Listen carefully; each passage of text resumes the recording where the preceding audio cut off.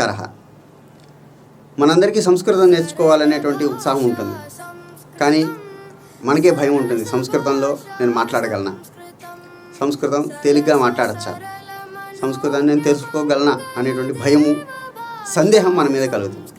అందుకోసమని అతి సరళమైనటువంటి నిత్య ఉపయోగి వాక్యాలను, సిద్ధ వాక్యాలను మనం చదవచ్చు.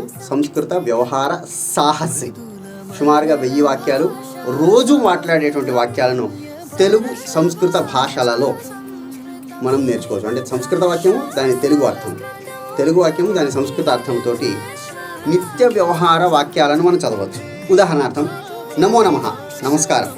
కింభో దర్శనమేవ నాస్తి, ఏమిటి ఎక్కడ కనపడడం లేదు. నైవ అత్రైవ సంచరామి కిల, లేదు ఇక్కడే ఉన్నాను కదా. కింభోహో వార్తా ఏవ నాస్తి, ఏమిటో మాటలే లేవు. కింభోహో ఏకం పత్రం అపిన లిఖతి, ఏమిటో ఒక వాక్యం ఉత్తరం కూడా రాయు. ఇలా సంస్కృత వాక్యాన్ని తెలుగు భాష ద్వారా మనం నేర్చుకోవచ్చు. ఫాస్ట్ ఫుడ్ సెంటర్లోకి వెళ్ళి మనం సిద్ధమైన ఆహారాన్ని తీసుకున్నట్టుగా రెడీమేడ్ వాక్యాలను ఈ పుస్తకం ద్వారా నేర్చుకోవచ్చు. దీంట్లో వాక్యాలు, నిత్యోపయోగి వస్తువుల యొక్క పేర్లు, అంటే వంట సామాన్లు, కూరలు, ఇటువంటి యొక్క సామాన్ల పేర్లు కూడా సంస్కృత తెలుగు భాషల్లో నేర్చుకోవచ్చు. కాబట్టి తెలుగు తెలిసిన ప్రతి వారు సంస్కృతాన్ని అతి సరళంగా మాట్లాడడానికి ఈ పుస్తకం ఉపయోగపడుతుంది. పుస్తకం పేరు సంస్కృత వ్యవహార సాహసం.